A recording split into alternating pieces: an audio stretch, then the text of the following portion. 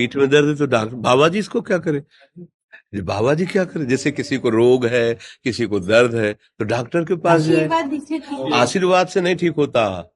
देखो, बस वही समझ में नहीं आता, इसी भटकाओं में सब भटक रहे हो। कोई जंतुर बांध देगा, कोई आशीष, इसीलिए तुम सब अच्छे कर्म करो।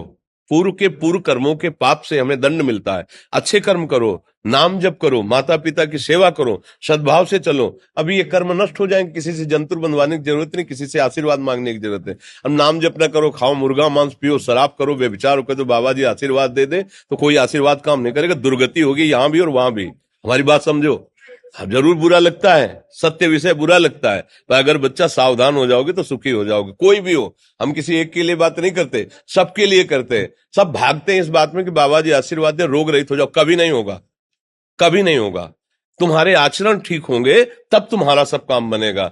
हाँ, अब देखो ना, खा रहे हैं जीवों को उबाल उबाल करके मांस, पी रहे हैं शराब, कर रहे हैं बेविचार, बुद्धि भ्रष्ट होगी और नष्ट होना पड़ेगा, क्योंकि आचरण गलत है। कोई आशीर्वाद किसी का काम नहीं करेगा।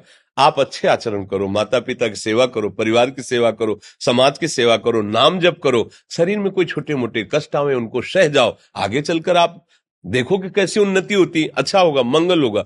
इस ब्रह्म में ना किसी के आशीर्वाद से कुछ हो जाता है। हम आपको पक्की बात बताते हैं कि आज बाबा के यहाँ गए थे यार, पीठ में दर्द कम हो गया। ये तुम्हारा पुण्य लग गया, पुण्य बन गया, तुम्हारा कर्म। तुम आए ना यहाँ, तो जो जो पाग आगे धरे कोटिन यज्ञ समान, साधु दर्शन के लिए भाव से आए तो तुम्हारा वो रोग नष्ट होगा। तुम्हारे कर्म से नष्ट हुआ, तुम सत्कर्म किए ना, उससे कर नष्ट हुआ। बात समझो बच्चा, आप हमारे घर के हो सब।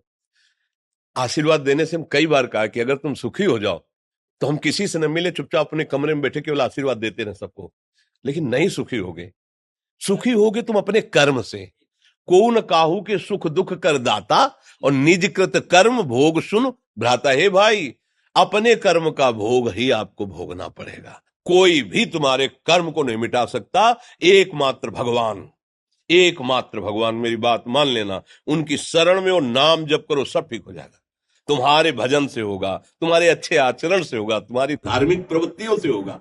अब ये बात ना समझो तो फिर हम क्या कह सकते हैं? नहीं, हाँ, यही तुम्हारा जन्मदिन की सफलता है कि हमारी बात मान लो, राधा राधा रटो, कोई नशा मत करना, अपने माता पिता की सेवा करो, समाज की सेवा करो जितना। और जो कष्ट है वो स्थायी नहीं है। आज विपत्ति आई, कल खत्म हो जाएगी। अभी दिन है, फिर रात आ जाएगा, रात है तो दिन आ जाएगा। ये क्रम चलता रहता है, हमें निराश नहीं होना। सूरवीर योद्धा की तरह हमें जीना है यार, कायर की तरह नहीं जीना है। जी ठीक है।